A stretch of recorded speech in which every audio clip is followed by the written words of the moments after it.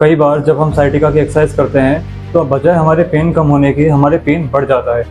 क्योंकि कई बार हम लोग जब एक्सरसाइज करते हैं तो हम उसमें ओवर प्रेशर कर देते हैं, हद से ज़्यादा प्रेशर लगा देते हैं। कई बार गलत पोस्चर हम रखते हैं एक्सरसाइज में, गलत मूवमेंट कर लेते हैं, इसकी वजह से हमारा पेन बढ़ जाता है। और कई बार ऐसा होता है कि लोग हमें कुछ ऐसी एक्सरसाइज बता देते हैं जो हम करते हैं तो हमें सूट नहीं करती। तो मैं आज इस बारे में आपसे बात करूँगा डिटेल के अंदर कि कौन सी एक्सरसाइज आपको नहीं करनी चाहिए, किन बातों का एक्सरसाइज के बीच में आपको ध्यान रखना चाहिए, कौन सी एक्सरसाइज आपको बहुत आराम से करनी चाहिए और कौन सी ऐसी एक्सरसाइज है जो आपको बिल्कुल भी नहीं करनी चाहिए। अगर आपका पेन ज़्यादा है, एक्सरसाइज के बावजूद पेन बढ़ रहा है, तो इस वीडियो को आप डिटेल में देखिए। हम अपने घर में वो काम करते हैं जो हमें नहीं करने चाहिए। हमारा जो लाइफ स्टाइल है हम उसमें बिल्कुल भी चेंज नहीं लाते। अगर आपको साइटिका की दिक्कत है तो घर में भी आपको कई सारी चीज़ों का प्रिकॉशन रखना होगा, जैसे कि वजन उठाना, झुकना। अगर आपको वजन उठाने की काम करना पड़ रहा है तो आपको पेन काफ़ी रहेगा। अगर आप झुक रहे हैं तो आपको काफ़ी पेन रहेगा। इसलिए आप झुकना, वजन उठाना, कोई भी हैवी काम करना बंद कर दीजिए अगर आपको साइटिका की दिक्कत है तो। अब मैं आपको इस बारे में बताऊंगा कि आपको कौन कौन सी एक्सरसाइज किस तरह से करनी चाहिए, कितना प्रेशर लगाना चाहिए और कौन सी आपकी एक सेफ लाइन होती है जहाँ पे रह के आप एक्सरसाइज कर सकते हैं। क्योंकि ज़्यादा प्रेशर लगाएंगे तो आपको पेन बढ़ेगा। तो हेलो एवरीवन, मैं हूँ वैभव द्विवेदी और द्विवेदी हेल्थ में आपका एक बार फिर स्वागत है। अगर आप मेरे चैनल पर नए हैं तो प्लीज़ चैनल को सब्सक्राइब करिए, क्योंकि साइटिका से रिलेटेड, हेल्थ से रिलेटेड मेरी सारी वीडियो इसी चैनल पर आती हैं।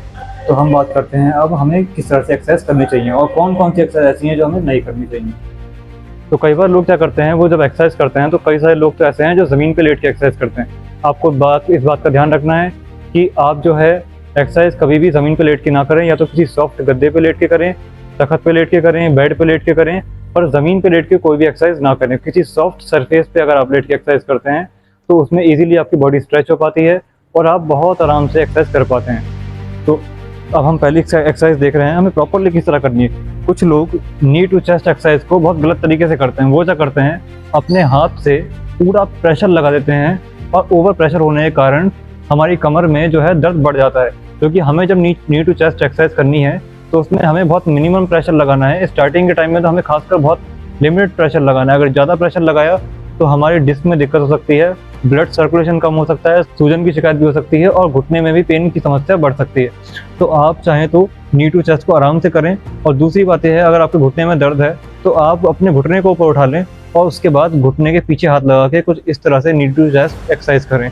इसमें इस बात का ध्यान भी रखना है कि हमें ज़्यादा देर होल्ड नहीं करना। मैक्स टू मैक्स 2 या 3 सेकंड हम होल्ड करेंगे, उसके बाद पैर को फिर आगे छोड़ देंगे एंड देन आराम से हम पैर को फिर पीछे लेके आएंगे और फिर आगे छोड़ देंगे एंड आराम से हम फिर से पैर को पीछे लाएंगे, 3 सेकंड होल्ड करेंगे और पैर को आगे छोड़ देंगे। इसमें हमें प्रॉपरली रेस्ट भी करना होता है। जितना हम होल्ड करेंगे उतनी देर हम रेस्ट भी करेंगे। अगर 3 सेकंड हम होल्ड कर रहे हैं, जैसे कि 1 2 3, तो अब 3 सेकंड के लिए पैर को ढीला छोड़ देंगे और रेस्ट करेंगे। कई लोग क्या करते हैं, वो सिर्फ प्रेशर लगाते हैं इस तरह से या इस तरह से और तुरंत उसको छोड़ के तुरंत पैर पीछे खींच लेते हैं, रेस्ट नहीं करते बिल्कुल भी। अपने लेग को रेस्ट की पोजीशन में छोड़िए थोड़ी देर के लिए, जिससे आपको आराम मिलेगा और आपकी मसल काफ़ी सॉफ्ट रहेंगी।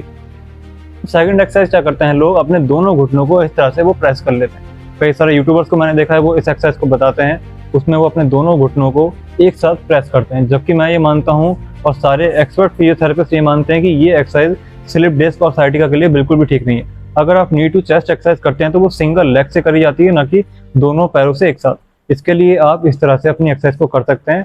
इसमें आपको इस बात का ध्यान रखना है कि आपको दोनों पैरों का इस्तेमाल साथ में नहीं करना है, एक एक करके आपको प्रॉपरली होल्ड करना है और प्रॉपरली अपने पैर को रेस्ट की कंडीशन में छोड़ना है। उसके बाद आप आराम से एक्सरसाइज कर सकते हैं। अगर आप दोनों पैरों की एक्सरसाइज करेंगे तो आपकी जो पोजीशन है कमर की वो काफ़ी गलत हो जाएगी और आपकी जो डिस्क है वो मुड़ने लगेगी, आपकी जो कमर का पोस्चर है वो गलत हो जाएगा। इसलिए इस बात का बहुत ध्यान रखें कि आप अपनी कमर को ज़्यादा ना मोड़ें और सिंगल लेग से एक बार में एक्सरसाइज करें। उसके बाद अगली बात जो है, जो आपको काफ़ी ध्यान रखने की ज़रूरत है, वो ये है कि आप हमेशा भी कभी भी एक्सरसाइज करें तो उससे 1 मिनट पहले या 5 मिनट पहले आप अपनी कमर की सिकाई ज़रूर कर लें या एक हॉट शावर ले लें। अगर आप हॉट शावर ले लेंगे या सिकाई कर लेंगे तो उससे आपकी जो मसल स्टिफनेस है वो कम हो जाएगी, थोड़ा पेन आपको कम हो जाएगा और आप आराम से एक्सरसाइज कर पाएंगे। तो जो लोग एक्सरसाइज से पहले सिकाई नहीं करते वो प्लीज़ सिकाई करें और थोड़ी देर बाद उसके आप एक्सरसाइज शुरू करें। अब हम अगले पॉइंट के बारे में बात करते हैं। उसमें अगला पॉइंट ये है, कई बार जब लोग एक्सरसाइज करके उठते हैं, जब वो खड़े होते हैं एक्सरसाइज करके, तो वो पूरा प्रेशर इस तरह से अपने हाथों पर देते हैं। कई सारे लोग कमर पे हाथ लगा के वो अपनी बॉडी को उठाते हैं, तो ये चीज़ सही नहीं है। अगर आप उठ रहे हैं किसी जगह से, अपने स्टूल से, अपनी कह लीजिए अपने पलंग से या अपने बेड से, तो आपको इस तरह से नहीं उठना आगे की तरफ झुक के बिल्कुल भी, और आपको सहारा नहीं लेना। आपको बिल्कुल नॉर्मली हम इसे उठने की कोशिश करेंगे, जिससे हमारी जो कमर है वो आगे की साइड नहीं झुकेगी। क्योंकि अगर एक्सरसाइज करने के बाद आप डायरेक्टली आगे की साइड झुकेंगे तो आपको पेन बढ़ेगा, और आपके आगे का झुकना जो मोमेंट जो है, ये एक्सरसाइज के बाद ये मोमेंट काफ़ी रॉन्ग माना जाता है। तो इसके लिए आप ध्यान रखें कि आपको आगे नहीं झुकना, कमर पे इस तरह से हाथ नहीं लगाना, और आराम से आपको आगे उठना है। और एक्सरसाइज के 2 या 3 सेकंड बाद ही आप आगे उठें। ऐसा ना हो कि एक्सरसाइज करिए और फटाफट से आप उठे और चल दिए, ऐसा नहीं होना चाहिए, जिससे आपको पेन में आराम मिलेगा। आपको लास्ट इंपॉर्टेंट पॉइंट बताने वाला हूँ, जो आपकी एक्सरसाइज में बहुत इंपॉर्टेंट है। कुछ लोग एक ऐसी एक्सरसाइज कर रहे हैं जिससे पेन कम होने के बजाय उनका बढ़ जा रहा है। कई सारे फिजियोथेरेपिस्ट एक एक्सरसाइज बताते हैं, यूट्यूब पे आपने देखी होगी, और आप अगर कमर की दिक्कत से परेशान है तो आप भी हो सकता है ये एक्सरसाइज कर रहे हो जिससे पेन कम होने के बजाय और ज़्यादा बढ़ रहा हो। तो इसमें कई लोग क्या करते हैं, जब उनकी कमर से नस दब जाती है L4, L5, S1, तो वो अपने पैर को इस तरह से उठा के होल्ड करने लग जाते हैं। और ये एक्सरसाइज बहुत गलत है। अगर आपकी कमर से नस दब गई, आपकी स्लिप डिस्क की दिक्कत है, देखिए ये एक्सरसाइज बैक पेन में करी जाती है, मगर बैक पेन बहुत कारण से होता है, बहुत सारे कारण हो सकते हैं जिसकी वजह से आपको बैक पेन हो। तो ज़रूरी नहीं है कि आपको ये एक्सरसाइज करनी है, और बैक पेन के लिए सारी एक्सरसाइज सेम होती हैं। बैक पेन बहुत टाइप के होते हैं, डिस्क बल्ब, L4, L5 की नस दब जाना, या नॉर्मली भी कई बार बैक पेन हो जाता है, या कमर से कूल्हे में जो दर्द आता है उसके लिए भी अलग पेन होता है। तो अलग अलग पेन के लिए अलग अलग एक्सरसाइज होती हैं। तो अगर आपकी कमर से नस दबी है तो आपको इस तरह से कोई भी एक्सरसाइज नहीं करनी जिसमें आपको अपना पैर उठा के कुछ सेकंड के लिए होल्ड करना है। अगर आपके पेन बढ़ रहा है एक्सरसाइज करने से, और आपकी कमर से नस दब गई है, उसके बाद भी आप ये एक्सरसाइज कर रहे हैं, तो प्लीज़ इस एक्सरसाइज को आप बंद कर दीजिए और कोई भी आप दूसरी एक्सरसाइज करिए जो आपका पास का फिजियोथेरेपिस्ट आपको सजेस्ट करे। क्योंकि एक्चुअली होता यह है कि हम एक्सरसाइज देख लेते हैं ऑनलाइन, मगर कई बार हमें एक्सरसाइज सूट नहीं करती। इसके लिए हमें अपने पास के फिजियोथेरेपिस्ट या एक्सपर्ट डॉक्टर से एक बार कंसल्ट जरूर करना चाहिए, एक बार उनकी राय लेनी चाहिए कि हमें कौन सी एक्सरसाइज करनी चाहिए और कौन सी नहीं। अब हमारा नेक्स्ट पॉइंट आता है, अगर आपकी कमर से नस दब गई है, आपका वजन ज़्यादा है, तो आप इस एक्सरसाइज को बिल्कुल भी ना करें। कई लोग इस तरह से अपनी कमर को उठा के, जिसे हम ब्रिज एक्सरसाइज बोलते हैं, एक्सरसाइज करते हैं। अगर आपका वजन ज़्यादा है, आप काफ़ी हैवी हैं, 80, 85 या 90 किलो से ज़्यादा वजन है आपका, तो आप इस वाली एक्सरसाइज को ना करें। और अगर कर भी रहे हैं तो बहुत हल्की से आप कमर उठाएं और होल्ड करें बिना उसे नीचे ले आएं। कई लोग क्या करते हैं, वजन ज़्यादा है उसके बाद भी इस एक्सरसाइज को करते हैं, और उनकी कमर जो है, उनकी कमर इस वजन को संभाल नहीं पाती, उनके हिप्स जो हैं उस वजन को संभाल नहीं पाते, और डिस्क का पेन कम होने की बजाय बढ़ जाता है। कमर में जो हमारा पेन रेफर हो रहा है वो कमर से लेकर नीचे तक रेफर होने लगता है, और पेन काफ़ी बढ़ जाता है। तो एक बात जो मैंने आपको बताई कि हमेशा एक्सरसाइज करने से पहले आपको कुछ सिकाई करनी है, आराम से आपको सारी एक्सरसाइज करनी है।